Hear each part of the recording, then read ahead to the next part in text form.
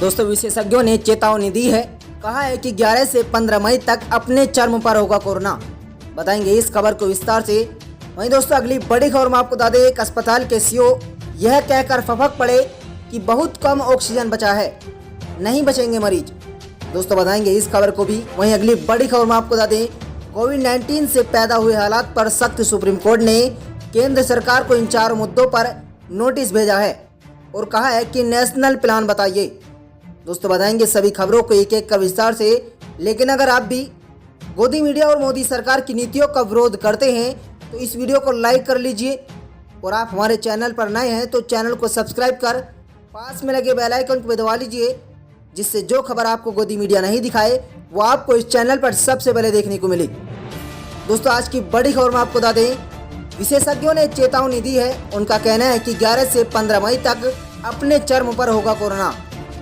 भारत में कोरोना की दूसरी लहर में कोरोना पॉजिटिव केस की संख्या बड़ी तेजी से बढ़ती जा रही है। कोरोना संक्रमण की चैन तोड़ने के लिए राज्य सरकार लॉकडाउन, नाइट वे, वीकेंड कर्फ्यू जैसे प्रयास कर रही है, लेकिन हालात बेकाबू होते नजर आ रहे हैं। दोस्तों, अभी तक विशेषज्ञों का अनुमान था कि अप्रैल माह के बाद कोरोना केस कम होंगे, लेकिन अब एक चिंता बढ़ने की खबर सामने आई है। विशेषज्ञों के अनुसार मई माह से 11 से 15 तारीख के बीच में कोरोना संक्रमितों की संख्या वर्तमान समय से कई गुना बढ़ गई है। दोस्तों, 11 से 15 मई के बीच अपने पीक पर होगा कोरोना संक्रमण। देश में कोरोना पॉजिटिव के नए मामलों की रफ्तार को देखते हुए गणितीय पद्धति के आधार पर काम कर रहे वैज्ञानिकों ने अनुमान लगाते हुए संभावना जताई है कि 11 से 15 मई के बीच कोरोना संक्रमितों की संख्या 33 से 35 लाख तक पहुंच सकती है। इसलिए अभी ये सोच लेना कि कोरोना की दूसरी लहर का प्रकोप जल्द खत्म हो जाएगा, ये गलत है। मई माह की 11 से 15 तारीख के बीच कोरोना चरम पर पहुंच जाएगा। इसी दौरान कोरोना के नए केस का सर्वाधिक रिकॉर्ड दर्ज हो सकता है।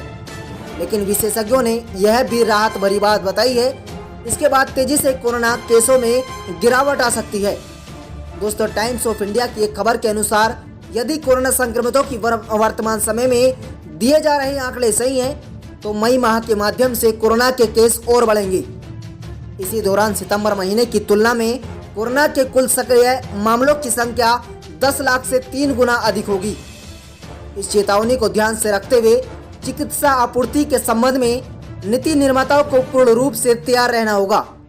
दोस्तों, वहीं नए आंकड़ों के आधार पर देखा जाए तो 23 से 30 अप्रैल के बीच में देश की राजधानी दिल्ली और तेलंगाना में कोरोना का प्रकोप बढ़ेगा। इसके अलावा ओडिशा, कर्नाटक और पश्चिम बंगाल में 1 से 5 मई के बीच में कोरोना के नए मामलों में वृद्धि होगी। वहीं आंध्र प्रदेश में 6 से 10 मई के बीच कोरोना केसों की बहुत तेज रफ्तार होगी। वहीं महाराष्ट्र, जहां कोरोना चरम पर, वहां कोरोना केस अभी और बढ़ेंगे। वहीं बिहार में 25 अप्रैल तक कोरोना के रिकॉर्ड तोड़ने की संभावना बताई जा रही है। दोस्तों, हर दिन लगभग 3.3 से 3.5 लाख दर्ज हो सकते हैं। दोस्तों, IIT कानपुर के मंदिनी अग्रवाल ने मीडिया को जानकारी दी है कि हमारी पद्धति रोजाना के आंकड़ों के आधार पर तैयार है और आधार पर नए कोरोना पॉजिटिव केस में 1 से 5 मई के अंतराल में कोविड-19 संक्रमण के नए मामले हर दिन लगभग बढ़ते नजर आ रहे हैं। दोस्तों, वहीं एक अस्पताल के सीईओ ने यह कहकर फफक पड़े कि बहुत कम ऑक्सीजन बचा है, अस्पतालों में अब मरीज नहीं बचेंगे। देश की राजधानी दिल्ली में ऑक्सीजन की किस कदर किल्लत है, इसका अंदाजा एक डॉक्टर के आंसुओं को देखकर सहज ही लगाया जा सकता है। दिल्ली के शांति मुकुंद हॉस्पिटल के सीईओ सुनील सागर ऑक्सीजन की किल्लत की बात कहते हुए रो पड़े। ऑक्सीजन की कमी को रोना रोते हुए डॉक्टर सुनील सागर ने कहा है कि स्थिति बहुत बिगड़ चुकी है, हमारे पास बहुत कम ऑक्सीजन बचा है।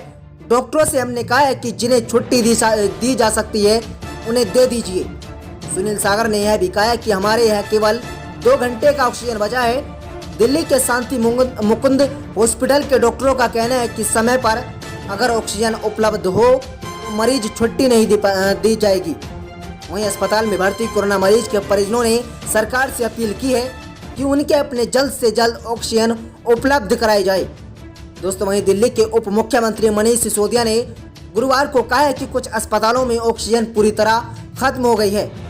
उन्होंने आरोप लगाया है कि कुछ राज्य दिल्ली के हिस्से की ऑक्सीजन पर कंट्रोल हासिल करने की कोशिश में है। यह भी कहा जा रहा है कि दिल्ली सरकार अब ओडिशा से ऑक्सीजन एयरलिफ्ट करा सकती है। उधर दिल्ली हाईकोर्ट ने निर्देश दिए हैं कि केंद्र सरकार दिल्ली आ रही है और ऑक्सीजन के सुरक्षित ट्रांसपोर्टेशन को सुनिश्चित करे। हाईकोर्ट ने यह भी कहा है कि हमें बताया गया कि पानीपत में ऑक्सीजन की सप्लाई को ऑक्सफर्ड किया गया है। हाईकोर्ट ने आगे कहा है कि हम केंद्र सरकार को निर्देश देते हैं कि ऑक्सीजन को लेकर आ रही लॉरियों की सुरक्षा के लिए सोशल डिस्टेंसिंग बनाई जाए।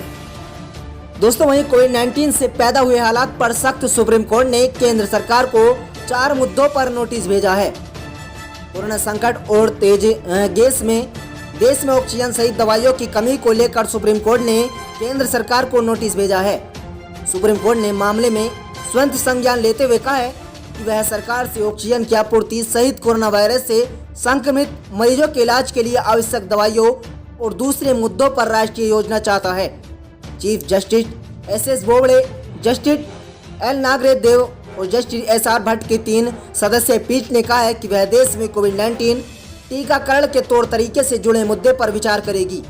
साथ ही ये पीठ कोरोना महामारी के बीच लॉकडाउन घोषित करने के हाईकोर्ट की सख्ती से जुड़े पहलू का भी आंकलन करेगी। सुप्रीम कोर्ट ने स्वयं संज्ञान की कार्रवाई में उसकी मदद के लिए वरिष्ठ अधिवक्ता हरीश सल्वे को एकम स्क्यू में नियुक्त किया गया है। दोस्तों, हाईकोर्ट ने आगे कहा है कि सभी कोविड मामलों को लेकर देश के 6 राज्यों की हाईकोर्ट में अलग अलग सुनवाई चल रही है। इससे एक भ्रम पैदा कर सकता है। कोर्ट ने कहा है कि इसलिए एक नोटिस 4 मुद्दों को लेकर केंद्र सरकार के पास भेजा जा रहा है। ये 4 मुद्दे हैं: ऑक्सीजन की सप्लाई, जरूरी दवाइयाँ और सप्लाई, वैक्सीन का तरीका और प्रक्रिया और लॉकडाउन घोषित करने का अधिकार है। दोस्तों, सुप्रीम कोर्ट ने आगे कहा है कि वह एक मामले में शुक्रवार को सुनवाई करेगा। गौरतलब है कि भारत में कोरोना के मामले तेजी से बढ़ रहे हैं। ऐसे में लोगों को समुचित इलाज नहीं मिल पाना एक बड़ी चुनौती बन गई है। कई राज्यों में ऑक्सीजन की कमी एक बढ़ती समस्या बनती हुई नजर आ रही है। इसके अलावा वैक्सीन के कुछ सेंटर्स पर खत्म हो जाने की खबर हाल फिलहाल में आती आ रही है। इसके अलावा कोरोना के मरीजों में अचानक आई वृद्धि से अस्पतालों में बेड नहीं मिल पाने की समस्या से लोग काफी जूझ रहे हैं। दोस्तों, लोगों का कहना है कि मोदी सरकार हमारे लिए, यानी जो कोरोना मरीजों से जूझ रहे हैं, कोरोना से जूझ रहे हैं और अपने जीवन अंतों पर लड़ाई कर रहे हैं, उनके लिए अस्पतालों में जगह नहीं मिल पा रही है और यहाँ तक कि खाली बेड भी नहीं मिल पा रहे हैं। जो अस्पतालों में पड़े हैं उनको भी खासतौर से ऑक्सीजन नहीं मिल पा रही है।